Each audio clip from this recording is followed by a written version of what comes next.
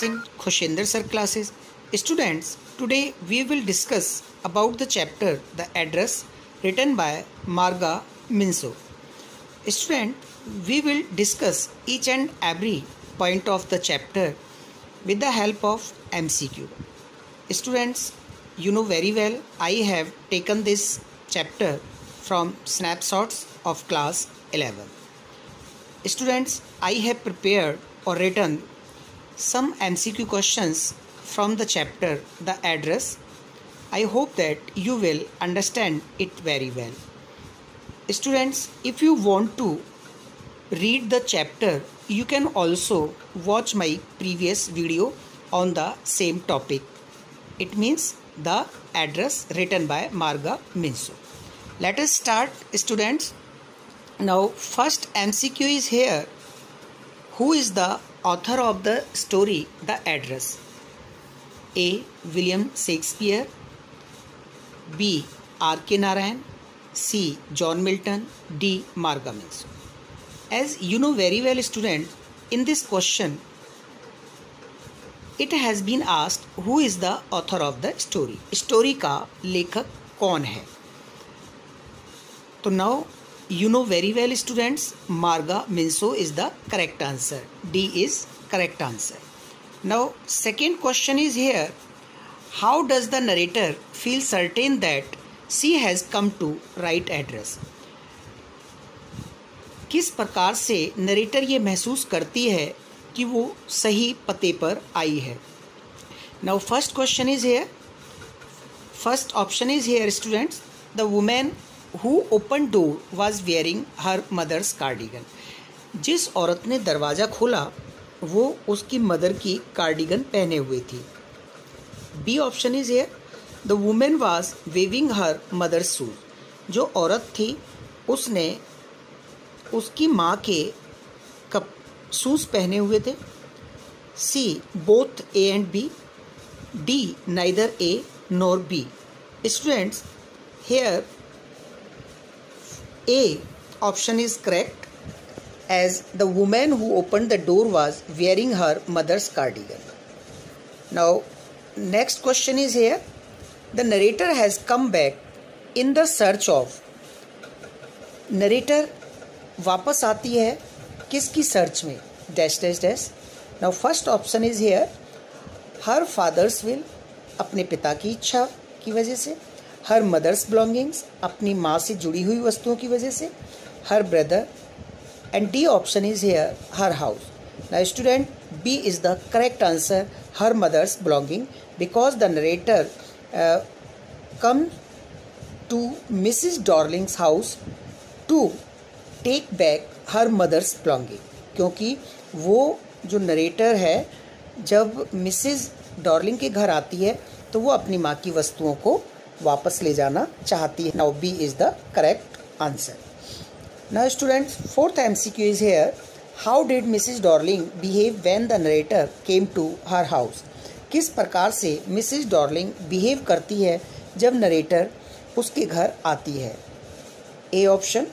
She behaves very insolently. B. She asked her to come in. वो उससे अंदर आने के लिए कहती है. She welcomed her. वो उसका स्वागत करती है. None of the above. और इनमें से कोई नहीं. Student, A is the correct answer. She behaves very insolently, क्योंकि वो उसे अंदर नहीं आने देती. She didn't open the door. It was opened like a chink. ये एक बिल्कुल दरार की भांति दरवाज़ा खोला गया था. और she also told the narrator, today I have no time, you must come to another day. तो स्टूडेंट्स, क्लियर होता है. Next question is here. What was the house number where the narrator had come? Now first option is here. A number 36 Park Street, that is wrong, students. B number 246 Naroni Town, that is wrong, students. Now C number 46 Marconi Street, that is the correct answer, student. There is mistake in clerical mistake here, students, in writing, so you must consider it number 46 Marconi Street. Now C is the correct answer. D number 146 Naroni Street, that is the wrong. Now students, next MCQ is here. What was the woman's reaction when the narrator introduced herself? उस औरत की क्या प्रतिक्रिया थी जब narrator अपने आप को मिसिस डॉर्लिंग से इंट्रोड्यूस कराती है? A, she was taken back, उसे वापस कर दिया गया. B, she insolently with the narrator, वो नरेटर के साथ एक अनजाना व्यवहार करती है. She asked the narrator to come some other time, वो उससे कहती है कि किसी अन्य दूसरे दिन आना. D, all the above. Now students, D is the correct answer because she did each and everything as it has been written, A, B, C all. So now D is the correct answer. Student, now 7th MCQ is here. When had the narrator's mother given her address of Mrs. Darling? कब narrator की माँ ने Mrs Darling को ये address दिया? During the war, A option. B, after the war. C, in the first half of the war. D, before her death. Now students, we can consider it during the war is the correct answer, but before her death, that is also the correct. Now B option is here, after the war, and it is not correct. Incorrect answer is here, and C is in the first half of the war. But students, we will write only during the war because it has been mentioned in your chapter also. Now your correct answer is A, during the war. Now student, 7th MCQ is here. What was the first familiar thing? सबसे पहली जान पहचान वाली वस्तु क्या थी? That the narrator saw, जो narrator ने देखी at Mrs. Darling's house during her second visit. Mrs Darling के घर नरेटर ने ऐसी क्या अपनी जानी पहचानी वस्तु देखी जब वो उसके घर ड्यूरिंग हर सेकेंड विजिट, जब नरेटर ने मिसिस डॉर्लिंग के घर दोबारा यात्रा की. Now A option is here, a woollen tablecloth. B, the silver cutlery. C, her mother's jacket. And D, some potter plates. Now students, A is the correct answer, a woollen tablecloth. Okay students, and the silver cutlery, that is also the correct. And C, her mother's jacket, that is wrong. And D, some potter plate. But student, what is the nearest answer? Now first of all, C saw a woolen tablecloth and then C saw the silver cutlery. पहले उसने woolen tablecloth को देखा. तो now we will consider both, but first is the correct answer. Now next question is here, who was Mrs. Darling? Students, कौन थी Mrs. Darling?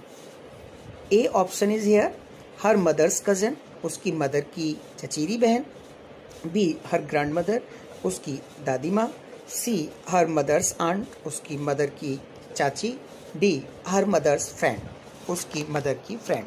तो now D option is the correct answer students, क्योंकि Mrs. Darling जो थी वो mother की friend थी. Now next MCQ is here, when did Mrs. Darling leave? Where did Mrs. Darling leave student? We will consider it. Now A option is here, at house number 46 in Park Street, that is wrong. B, at house number 64 in Park Street, that is also wrong. C, at house number 64 in Marconi Street, that is also wrong students. D, at house number 46 in Marconi Street, that is the correct answer student. So now Mrs. Darling कहाँ रहती थी? Mrs. Darling 46 number Marconi Street में रहती थी. Now D is the correct answer. Now 11th MCQ is here, why had Mrs. Darling taken away the mother's belongings?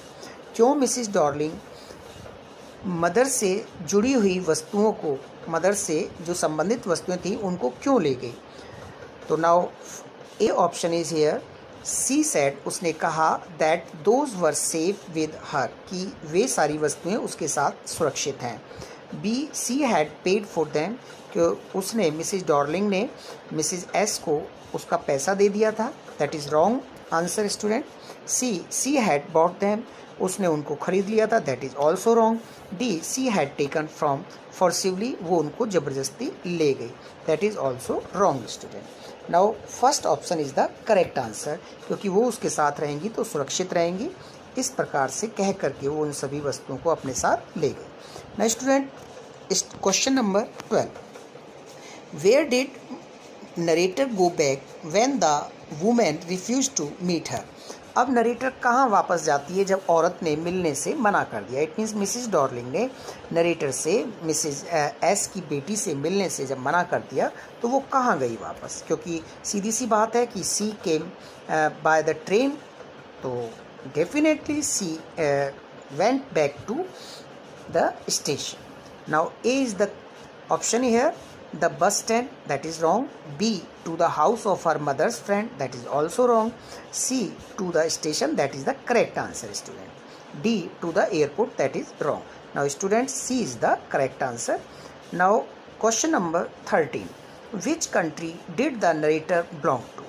Narrator कौन सी country से belong करती है, मिसेज एस की बेटी कौन सी कंट्री से बिलोंग करती है. Now A option is Holland, B Ireland, C England, D Scotland. Students, A is the correct answer because this chapter took place at the Holland World War. Okay students, now A is the correct answer. Now question 14 MCQ is here. Why did the narrator not want to come and see her mother's belonging? क्यों narrator नहीं चाहती थी वापस आना और अपनी mother से संबंधित वस्तुओं को देखना, क्यों नहीं चाहती थी मिसेज एस की बेटी उन सब चीज़ों को दोबारा देखना. A option is here, she had no money to go to that city, उसके पास पैसा नहीं था उस शहर में वापस जाने के लिए. B, she was afraid of being confronted with the past thing, वो डरती थी उन सब वस्तुओं का सामना करने से. सी थ्रेटेंड हर टू किल हर, वो उसे डराती थी कि उसे मार देंगी. And D, C was afraid Mrs Darling, वो मिसिज डॉर्लिंग से डरती थी. Now student, P is the correct answer, C was afraid of being confronted with past thing, क्योंकि वो डरती थी उन सब पुरानी अतीत की वस्तुओं से सामना करने से, क्योंकि they evoke the memory of the past, क्योंकि वो नरेटर की जो मेमोरी थी पास्ट की उन सभी को उन्हें वो याद दिलाती थी. और सी बिकेम सैड, वो परेशान हो गई, so that's why she wanted to forget it, वो इसे भूलना चाहती थी. Now next MCQ is here, the narrator's mother had decided to leave the place because dash is dash. नाउ नरेटर की जो मदर है उसने निश्चय किया उस स्थान को छोड़कर जाने का, क्योंकि A, those were the days of war, क्योंकि वो उन दिनों वॉर के दिन थे. B, it was not safe to live there, ये सुरक्षित नहीं था वहाँ पर रहना. And next question is here, next option is here, both A and B, दोनों ही ए और बी दोनों ही आंसर हैं. तो यहाँ पर D neither A nor B students. Now students, C, both A and B all are the correct answer, but both A and B is the correct answer. Now A, those were the days of war, क्योंकि उस समय युद्ध के दिन थे, और it was not safe to live there, और वहाँ रहना सुरक्षित नहीं था, युद्ध में कहाँ रहना सुरक्षित होगा, तो वैसे भी both A and B is the correct answer.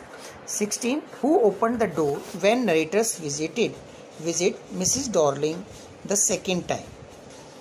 किसने दरवाज़ा खोला जब नरेटर ने विजिट किया मिसिज डॉर्लिंग के घर दूसरी बार.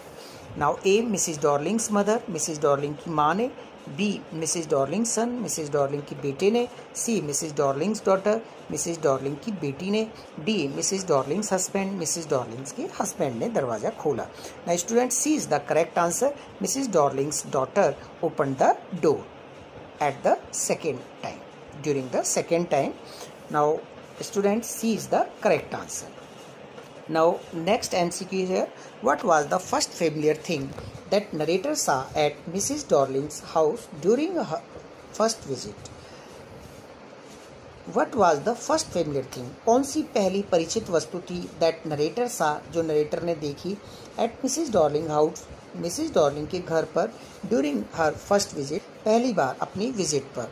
ए his mother's green cardigan, that is the correct answer students. B silver cutlery, that is wrong.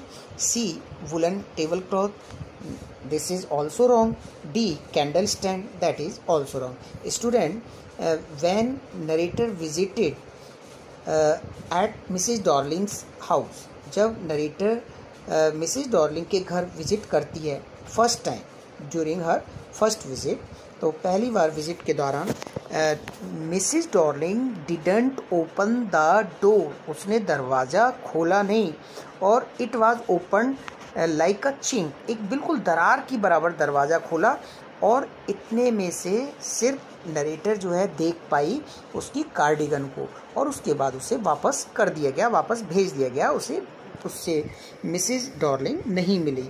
तो इसलिए हम कहेंगे पहली बार उसने परिचित वस्तु क्या देखी, तो केवल हिज मदर्स ग्रीन कार्डिगन, जो कि मिसिज डॉर्लिंग ने पहनी हुई थी। Now A is the correct answer. Now it is when the narrator went in to the room, जब नरेटर कमरे के अंदर गई, she found herself in the middle of, उसने अपने आप को किसके बीच पाया, a things which she had known, ऐसी वस्तुओं के बीच जिन्हें वो जानती थी। बी गोल्डन यूटेंसिल्स, सुनहरी जो बर्तन होते हैं उनके बीच, एंड हर क्लॉथ्स, उसके कपड़ों के बीच। डी कॉस्टली टेबल, कॉस्टली मेज के बीच। No student, A is the correct answer. Things which she had known, ऐसी वस्तुओं के बीच अब उसने अपने आप को पाया जिनको वो जानती थी, because these were the belonging of her mother. A is the correct answer students. Now 19th MCQ is here. What hardships did the people face immediately before the war? क्या हार्डशिप्स जो हैं डिड द पीपल फेस, कौन सी परेशानियां लोगों को सामना करनी पड़ती हैं इमीजिएटली बिफोर द वॉर, युद्ध से पहले। There was a shortage of many things, वहाँ पर बहुत सारी वस्तुओं की कमी थी students. And next is here people could not get good bread, लोगों को अच्छे ब्रेड नहीं मिलते थे। C they could not sleep at night without disturbance, बिना डिस्टर्बेंस के वो नहीं सो सकते थे। D all the above. Students, all the above is the correct answer, because these all things they will have to face, उनको सभी सामना करनी पड़ती थी बिफोर द वॉर, युद्ध से पहले, क्योंकि वहाँ पर बहुत सारी वस्तुओं की कमी भी हो जाती है जब युद्ध चलता है, उन्हें लॉकडाउन में रहना पड़ता है। People could not get good bread, अच्छे ब्रेड उनको खाने को नहीं मिल सकते क्योंकि बासा ही खाना पड़ता है।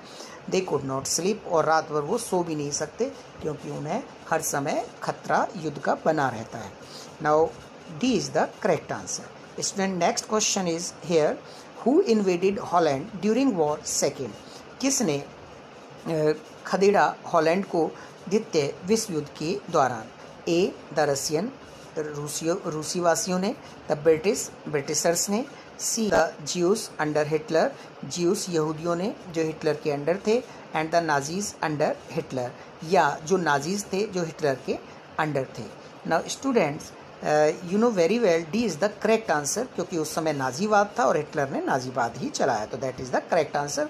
बल्कि उसने ज्यूस को तो और ज़्यादा परेशान किया था, किडनैप किया था। अगर आपको पता हो तो एनी फ्रैंक ज्यूस थी और हिटलर के द्वारा उसने यात्राएं सही थी। Now D is the correct answer. Next MCQ is here. How did the narrator recognize that the woolen tablecloth had belongs to her mother? किस प्रकार से नरेटर पहचानती है कि जो वुलन क्लॉथ टेबल जो ऊन से बना हुआ टेबल क्लॉथ था, had belongs to her mother, उसकी माँ से संबंधित था। A because of its colour, A option is here, because of its colour, इसके कलर से उसने पहचाना। B because it was gifted item, क्योंकि ये गिफ्टेड आइटम था। बिकॉज इट वाज कॉस्टली, क्योंकि ये एक महंगा था। या हम कह सकते हैं बी में, क्योंकि एक उपहार दिया गया एक वस्तु थी। And D is here because of a burn mark which had not been repaired, क्योंकि उस टेबल क्लॉथ में एक जले का निशान था और जिसे रिपेयर नहीं किया गया था। D is the correct answer student, क्योंकि she also followed the pattern of the table cloth. Narrator यहाँ पर टेबल क्लॉथ के पैटर्न को फॉलो करती है and then she found a burn mark which had not been repair, जो repair नहीं किया गया था। So by which she recognise that the woollen table cloth had belongs to her mother, कि वो उसकी माँ से संबंधित है। Now D is the correct answer.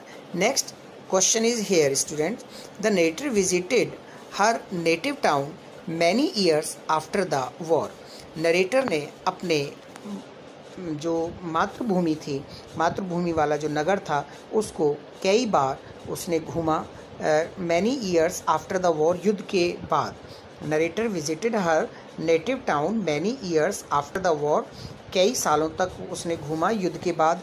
Why did सी, क्यों वो वेट करती है सो लॉन्ग, इतना इंतज़ार, कई सालों तक का इंतज़ार नरेटर क्यों करती है स्टूडेंट। इसका मतलब ये है कि नरेटर ने अपने जहाँ वो रहा करती थी उस जगह को काफ़ी सालों के बाद विजिट क्यों किया, जब युद्ध समाप्त हो गया तो इतने लंबे समय तक उसने इंतज़ार क्यों किया।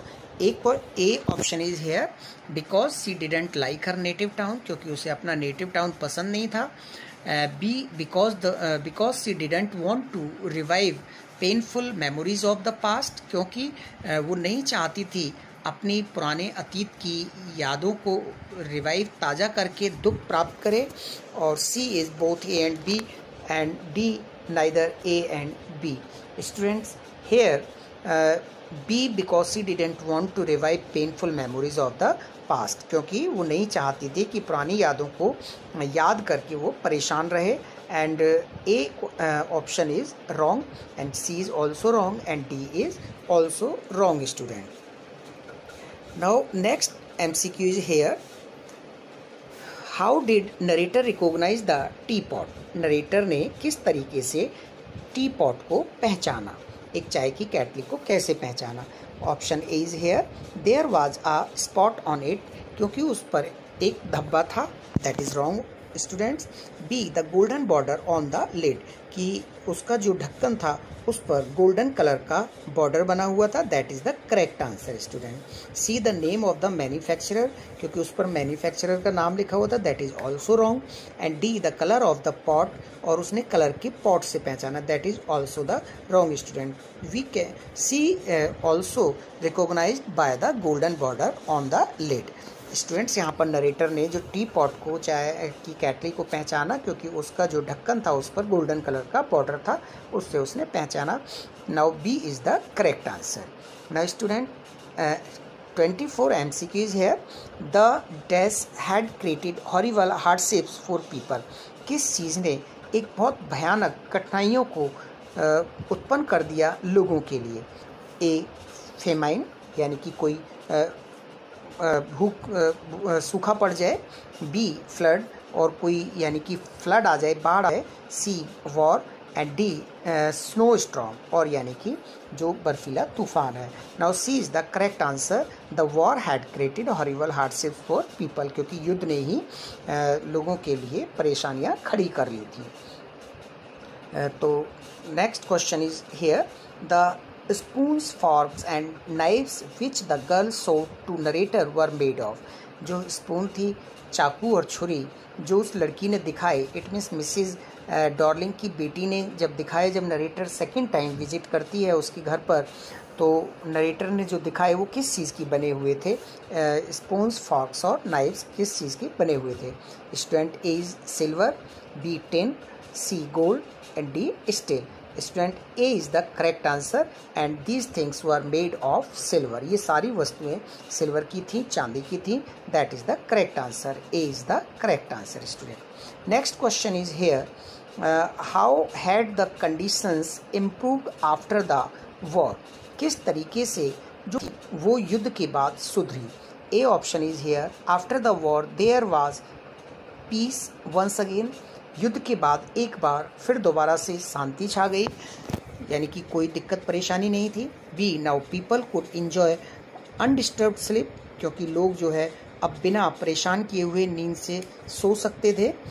एंड सी, उन्हें कोई भी स्टूडेंट भी यानी कि नींद अच्छी तरह ले सकते थे, इंजॉय कर सकते थे सोने का, क्योंकि अब उन्हें युद्ध का कोई खतरा नहीं था, डर भय कुछ नहीं था। C, the quality of bread had improved, कि ब्रेड की क्वालिटी जो है इम्प्रूव हो चुकी थी। डी, ऑल द अबव, और ऊपर जो लिखी गई सभी जो आंसर्स हैं वो सभी सही हैं।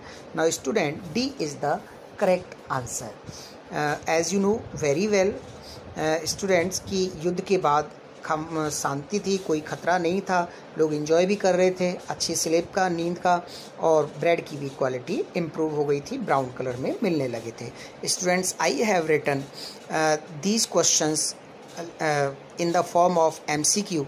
I hope that you have understood it very well. If you have understood it very well, kindly like and subscribe my channel Khushinder Sir Classes. Thank you and have a nice day, students.